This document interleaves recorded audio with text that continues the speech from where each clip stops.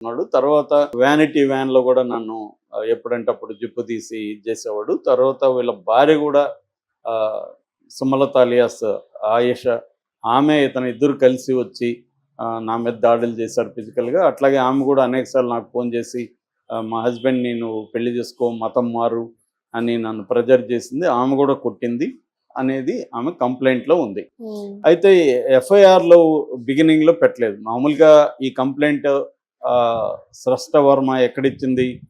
రాయదుర్గంలో ఇచ్చింది. వాళ్ళు zero FIR చేసుకొని దాని తర్వాత నార్సింగ్ పోలీస్ నార్సింగ్. స్టేషన్‌కి ఇచ్చారు. వాళ్ళు రెగ్యులర్ ఎఫ్ఐఆర్ చేశారు.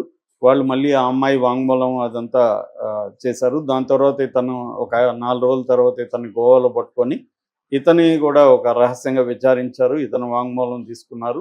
ఇతని కన్ఫెషన్ రిపోర్ట్ అంతా కూడా రాసుకున్నారు. ఇవన్నీ అయినాక ఒక దాన్నేమంటారు, మన రిమాండ్ రిపోర్ట్ కోర్టుకి పెట్టారు. కోర్టులో బొప్రపల్లి కోర్టులో ప్రవేశపెట్టారు.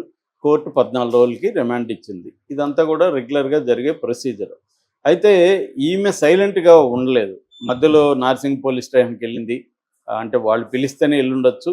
వాళ్ళు కూడా ఈమె ఎందుకంటే ఈమె మీద కూడా కంప్లెయింట్ ఇచ్చింది కాబట్టి ఈమెను విచారించారు. మామూలుగా ఏందంటే 7 ఏళ్ళు కంటే తక్కువ జైలు శిక్ష పడే కేసుల్లో పోలీసులు ఇమ్మీడియట్‌గా అరెస్ట్ చేయొద్దని సుప్రీంకోర్టు దగ్గర నుంచి అనేక కోర్టులు అనేకసార్లు చెప్పాయి. 7 ఏళ్ల లోపలుంటే వాళ్ళని 41 నోటీసులు ఇచ్చి వాళ్ళని పిలిపించి విచారించాలి. ఆ విచారణలో ఏమన్నా వీళ్ళు కన్ఫర్మ్ చేసుకుంటే అప్పుడు కోర్టుకి చెప్పొచ్చు కానీ వితౌట్ కోర్ట్ పర్మిషన్ వాళ్ళని అరెస్ట్ చేయకూడదనేది ఉంది.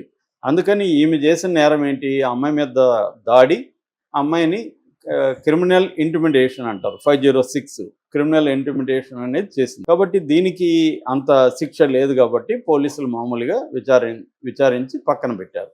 అయితే ఈమె అక్కడితో సైలెంట్‌గా ఉంటే ఈ స్థాయికి వచ్చేది కాదు. ఈమె గమ్మున భర్తని అదేదంటారు సావిత్రి, లేకపోతే అలాగా సతీ సావిత్రి, ఇలాగా ఆమె అనసూయ, ఇలాగా ఈమె బయలుదేరింది భర్తని కాపాడాలని. అది సహజం కూడా. ఎందుకంటే ఆమె ఇంటర్ రిలీజియస్ మ్యారేజ్ చేసుకుందంటేనే ఎంతో వ్యతిరేకతని ఆమె తట్టుకొని, అతనంటే ఎంతో ప్రేమ ఉంటే కానీ ఇంటర్ రిలీజియస్ మ్యారేజ్‌లు చేసుకోరు.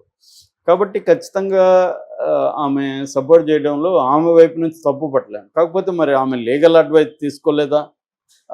ఎలా మాట్లాడాలి ఏంటి? మన మాటలు రేపొద్దున ఇబ్బంది అవుతుందా?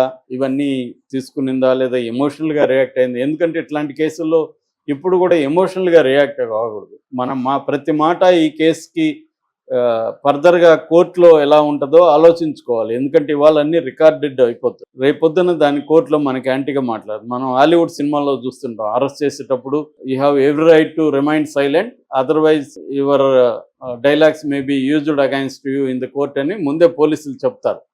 వాళ్ళని హెచ్చరిస్తారు. మనం అనేక సినిమాల్లో చూస్తుంటాం. కానీ ఇక్కడ ఎవరు అట్లాంటివి హెచ్చరించరు. కాకపోతే లీగల్ ఒపీనియన్ తీసుకొని మాట్లాడాలా. మేబీ ఆమెకి అవన్నీ లేకుండా ఎమోషనల్‌గా రియాక్ట్ అయినట్టుంది.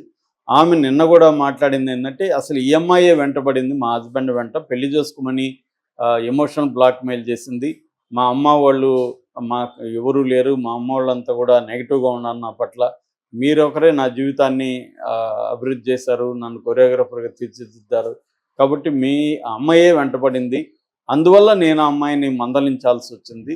ఎవరైనా కూడా ఆమెకి భోజనం పెట్టడమో, కెరీర్ ఇవ్వడం నాకు అభ్యంతరం లేదు. కానీ నా జీవితాన్ని నాశనం చేసేదానికి ఒక అమ్మాయి ఇస్తే నేను గమ్మునుంటానా అనేది మాట్లాడింది.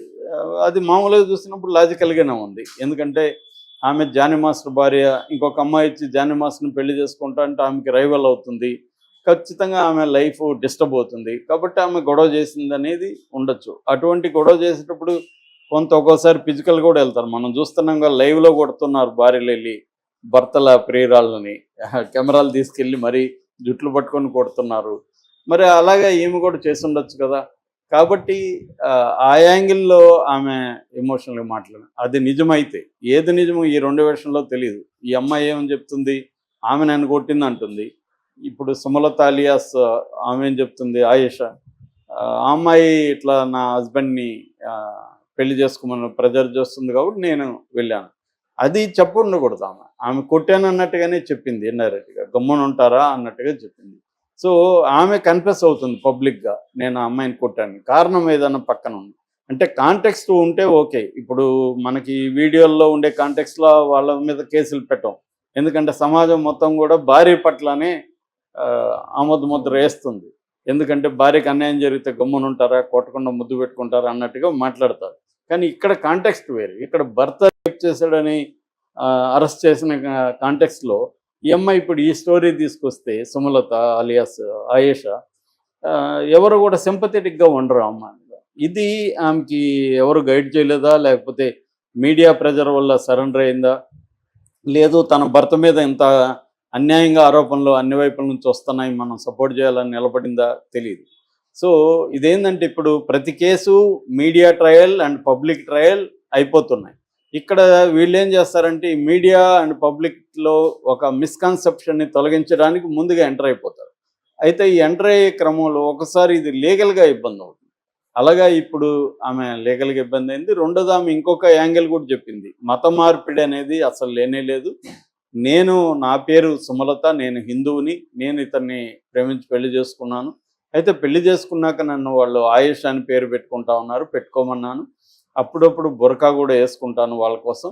అంతేగాని నేను మతం మార్చుకోలేదు. నా పాస్పోర్ట్లో కానీ ఆధార్లు అన్నిట్లో కూడా సుమలత అనే ఉంది. నేను నా హిందూ ధర్మాన్నే ఫాలో అవుతాను.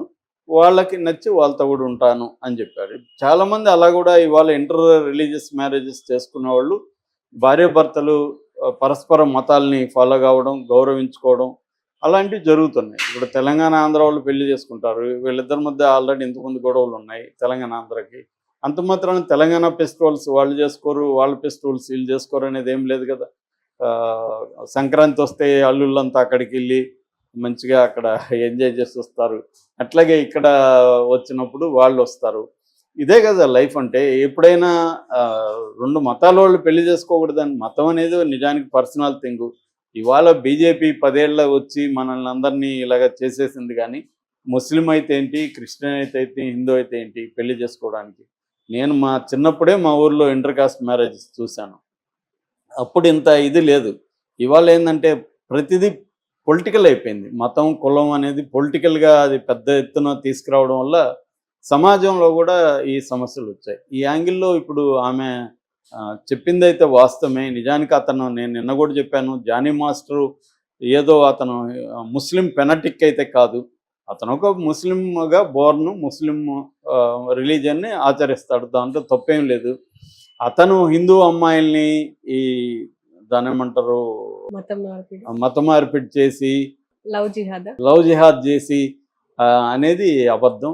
క్లియర్గా తెలుస్తుంది. బీజేపీ ఏంటంటే ప్రతి దాంట్లో మతం కోణం వెతుకుతుంది కాబట్టి దీంట్లో కూడా ఎతికింది తప్ప అదేమీ లేదు. ఏదేమైనా ఇప్పుడు ఆయేషా అలియాస్ సుమలత అరెస్ట్ అయ్యే అవకాశాలు ఈరోజు ఉన్నాయని చెప్తున్నారు. పోలీసులు ఆమె పేరు కూడా ఆల్రెడీ ఎఫ్ఐఆర్లో చేర్చారని చెప్తున్నారు. సో నిన్నైతే రిమాండ్ రిపోర్ట్లు అయితే ఆమె పేరు లేదు, ఓన్లీ అతని మీదే ఉంది. ఇప్పుడు ఈమెను కూడా అరెస్ట్ చేసి అదే జైల్లో ఉమెన్ ప్రిజన్లో పెట్టే అవకాశం ఉంది. ఎందుకంటే అక్కడ చెంచల్గూడ జైల్లో ఉమెన్ ప్రిజన్ కూడా ఉంది సపరేట్గా, అందులో పెట్టే అవకాశం అయితే ఉంది.